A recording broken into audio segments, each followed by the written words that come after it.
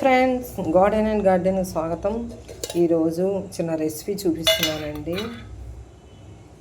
నాకు తెలిసిన విషయం మీతో షేర్ చేసుకుందామని. ఇది శనగపప్పు బూరెలు చేశానండి. బూరెలు చేసినప్పుడు ఆ పప్పు ఉడకబెట్టిన తర్వాత మనము ఆ వాటర్ని ఇలాగా ముంచానండి. నేను దీంతో రసం చేద్దామని, బాగుంటుంది. ఇదిగోండి దానికి కావాల్సిన ఇంగ్రీడియంట్స్, పోపు సామాను అవన్నీ. అంటే తెల్లుల్లి అయ్యప్ప స్వామి మాల వేసాడు బాబు. ఉల్లి తెల్లుల్లి తినకూడదు, అందుకే నేను తెల్లుల్లి వేయడం లేదు. కంపల్సరీ తెల్లుల్లి వేసుకోవాలండి, వేసుకుంటే బాగుంటుంది. నేను ఓన్లీ అల్లమే వేస్తున్నాను, తెల్లుల్లి వేయకంటాను.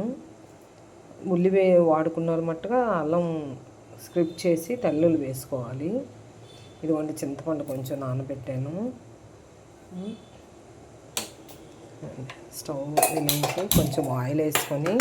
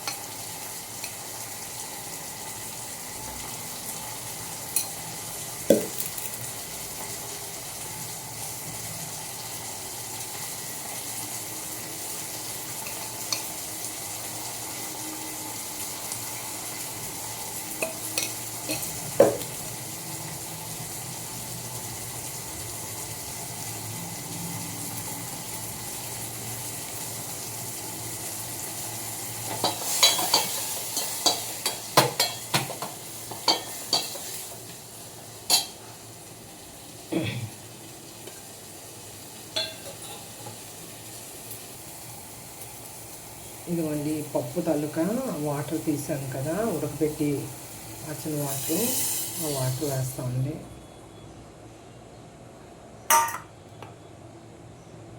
తర్వాత చింతపండు గుజ్జు తీసింది.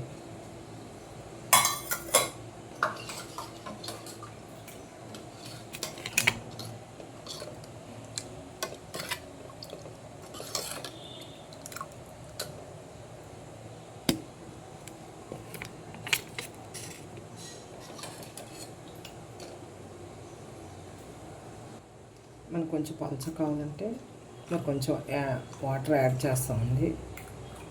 టేస్ట్ మనకు సరిపోయినంత ఉప్పు చూసుకొని ఇది మరిగిన తర్వాత ఒక 5 నిమిషాలు మరగబెట్టుకోవాలండి, పచ్చిదనం పోయిన వరకును. తర్వాత ఇలా మరిగిన తర్వాత లాస్ట్లో కొత్తిమీర వేసి ఆఫ్ చేసివేనండి.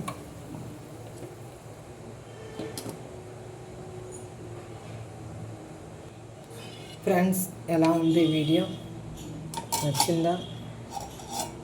ఒక చిన్న కామెంట్ ఇవ్వండి ప్లీజ్ ఫ్రెండ్స్. ఒక లైక్ చేయండి. Bye bye.